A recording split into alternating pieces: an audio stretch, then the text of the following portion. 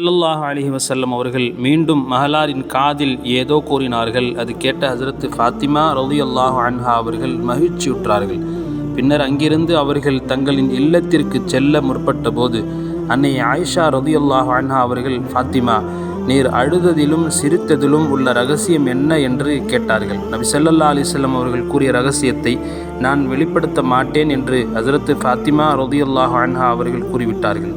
ஆயிஷா ரலியல்லாஹு அன்ஹா அவர்களிடம் 7 தீனார் இருப்பது அண்ணல் நபி ஸல்லல்லாஹு அலைஹி வஸல்லம் அவர்களுக்கு இப்பொழுது நினைவிற்கு வந்தது. உடனே அதனை ஏழைகளுக்கு சதக்கா செய்து விடுமாறு அவர்கள் பணித்தார்கள்.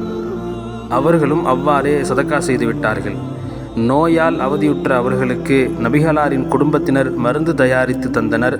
நபி ஸல்லல்லாஹு அலைஹி வஸல்லம் அவர்களோ தங்களின் இறுதி நேரம் இதுதான் என்று அந்த மருந்தை உட்கொள்ள மறுத்துவிட்டார்கள்.